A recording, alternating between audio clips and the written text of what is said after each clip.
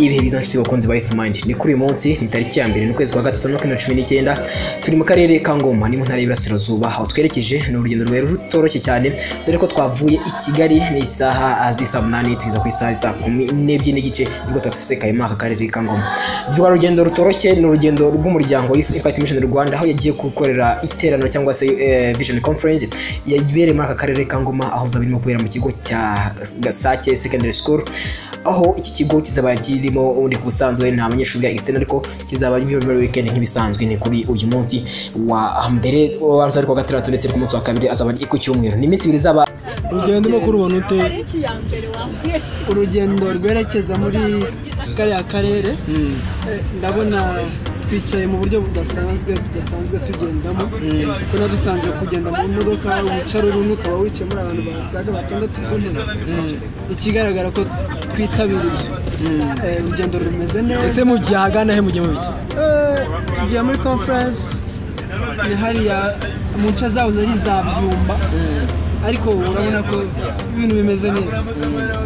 wenda reka na mukristo tubwiye mukirurimo kubona urugendo rumeze neza none se iyo ngofero niyo sura yawe urugikara bigeze aho ngaho ari conference zarimo kugenda ihateranira urugendo rwo rwagenze twavuye mu karere ka Kicukiro ni mujyi wa Kigali birumvikana twahagurutse ahazwi ku musigiti w'Iremera mu Giporoso yari ku masaha y'isa 8 zuzuye ari nabwo imodoka yahagurutse n'urugendo rutari rworoshye n'urugendo rw'abayima cyangwa se abasanzwe bazwi nk'aba member ba Youth Impact Mission Rwanda bagizwe na Mukristo Eric ndetse n'abandi batandukanye. Yes birumvikana rero n'urugendo rutari rworoshye cyane ndi kumwe na Mukristo Eric rero tutaza gufatanya muri iki kiganiro byumvikana kuno munsi aho tugiye kwagenda twasesengura neza uko urugendo rwagenze tuva mu mujyi wa Kigali bimvikana mu karere ka Kicukiro tugeze mu karere ka Ngoma. Mukristo Eric turi kumwe ahangaho atubwira urugendo se twari turi kumwe n'abandi ndizera ko nawe uri umuyobozi waje uhagarariye bamwe mu bamemba kambivuga gutyo twaza hano muri aka karere ka Ngoma. Ese ni bande twazanye badusesengurira?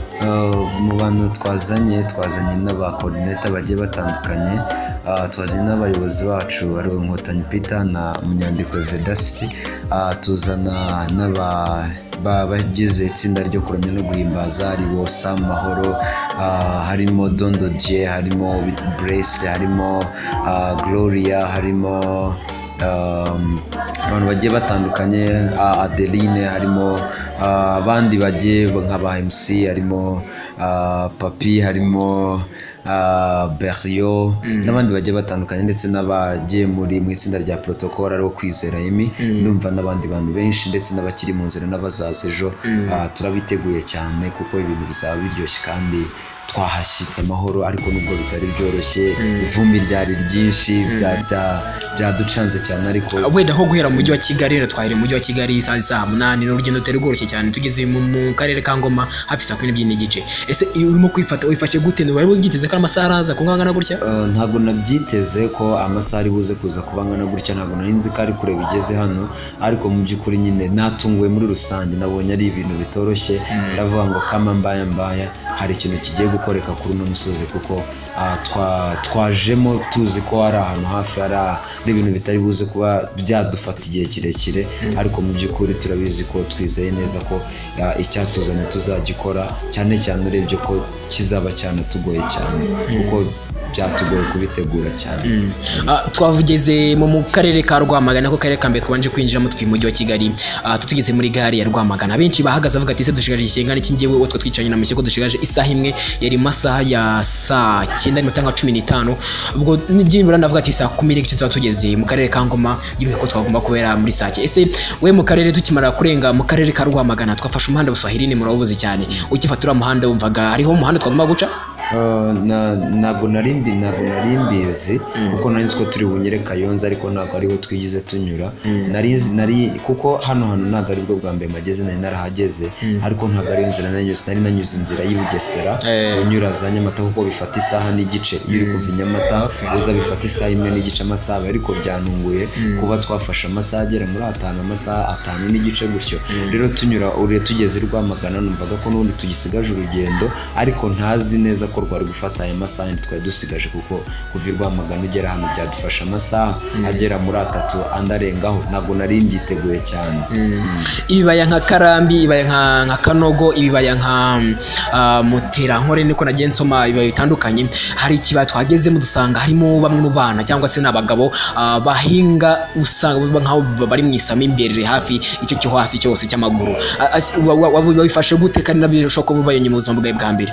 Nibwo bwa mbere nari mbibonye twasanze bari guhinga igihingwa cy'umuceri, ariko mu by'ukuri ntago twari tuzi ko ibintu bisa neza kuriya, byo kurya bisa neza kuriya, biba bya abantu baba bivunikiye kuri.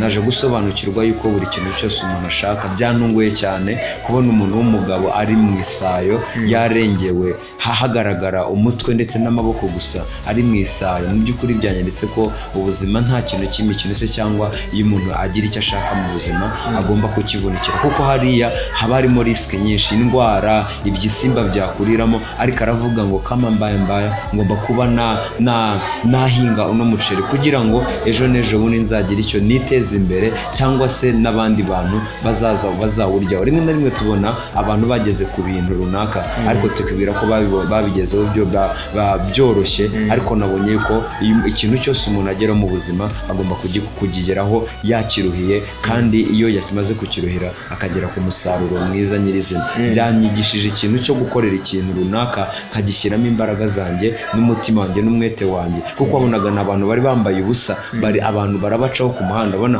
bari proud y'ibyo barimo barakora, ariko mu by'ukuri sinzi nimba babitekerezo cyangwa bahereza agaciro. Ariko uriya muceri barimo baratera uzejo n'ejo bundi uzabahereza amafaranga, bazarya bagubwe neza ndetse bajyanire n'amasoko. Bishatse kuvuga ngo ikintu cyabavunnye kizagira ingaruka nziza cyangwa se kizagira umumaro no ku bandi bantu batandukanye. Kwinjira mu karere ka Ngoma twe dusimbutse akarere ka Rwamagana mu bibaya bitandukanye, twaciye Buswahili ni ku musigiti hano i Rwamagana hafi no mu mujyi. Kwinjira mu karere ka Rwamagana twahuye na byinshi bitandukanye nyuma yuko twahuye n'ibikorwa bitandukanye byo mu karere ka Ngoma, cyane byivanzemo ubuhinzi byaraga nko mu bishanga bitandukanye. Gusa tuza no kubona ko hari ikiro navuga ngo gikomeye cyane. Ese byabisobana ko Ngoma nta mujyi waba ufite? Ngoma birashoboka umujyi urahari, kuko ntago twigize tunyura ibiro by'akarere biri, twanyuze nko ku nkengero zaho. Umujyi urahari. Mu gusesekara mu murenge wa Sake ari naho iki kigo giherereye cya Sake Secondary School, sinzi nasomye neza École Secondaire de Sake niko handitse. Sinzi ese iki kigo waba wakibonye twagishyitsemo amahoro, waba wakibonye ute muri ho? Ikigo sibwo bwa mbere nari nkigezemo, umwaka ushize nari nahaje. Mu by'ukuri nari nsanzwe nkiza, ariko ni ikigo gifite abana bafite inyota yo kuba bamenya, kandi ni ikigo cyiza utatekerezaga yuko kiri ahantu nk'ahangaha. Ni ikigo cyiza urebye nyine ni ikigo cyiza cyubatse neza, kiri ahantu heza, kiri ahantu ku muhanda. Rero rimwe na rimwe bitajya bigora abana bahiga kugira ngo bahagere. Mu kubashika abacoordinators cyangwa se abamwe babaje muri iki gitaramo Youth Participation Rwanda Vision Conference 2019 muri aka karere ka Ngoma mu kwera muri Sake, mwahashitse mwatanye gukina agapira na bamwe mu banyeshuri mwahasanze. Ese hari ishusho byabyasashe kuga cyangwa se ishusho mwashatse kugaragariza hariya bari abana? Hari ikintu cyiza bigomba kugaragaza. Hari igihe umwana nyine ubutuye hano hantu abona umuntu araje batangana, umuntu aramuruta, batangiye guseka, aramusuhuje, baraganiriye, abona bahuje ikiganiro, biramufasha wa mwana na cya kintu uzamubwira ko azacyumva. Kuba twaje tugakina agapira nabo byari ibintu nyine bigaragaza, nko kubona Inkotanyi ari gukina umupira nawe aseka nabo akina nabo, ni ibintu bituma abana bisanzura, kuko n'umwana uba ahantu mu cyaro rimwe na rimwe ashobora kuba yatinya abantu baturutse mu mijyi, ariko iyo umuntu aje akabisanzuraho agaseka nabo, mu by'ukuri ubona ko bitanga isura nziza. Dusoza wenda watubwira ukubye conference y'ejo no witeze ute, cyangwa se muri make masegonda nk'atanu tubwiye buryo bwa conference y'ejo? Conference y'ejo ni ibintu ntajya amenyera, ngomba kuba nanjye expectinga kwiga, ngomba kwiga ku ruhande rwanjye, ngo expectinga ko cyangwa se icyo nizeye nuko nzongera kwiga nkamenya ibindi bintu ntarinzi. Ikindi ni by'umumaro ku bandi bantu muri rusange bazaba baje. So birumvikana rero yari Youth Mind nk'ibisanzwe turimo kuganira na Mukristo Eric, aho twaganiraga byinshi bitandukanye. Urugendo kuva mu mujyi wa Kigali mu karere ka Kicukiro twerekeza mu karere ka Ngoma byari byinshi cyane, byari biza cyane. Kamba ari conference ku munsi w'ejo turi kumwe n'abanyeshuri batandukanye, bagire ngo nari Simon Muhinda nakagaruka ku munsi w'ejo.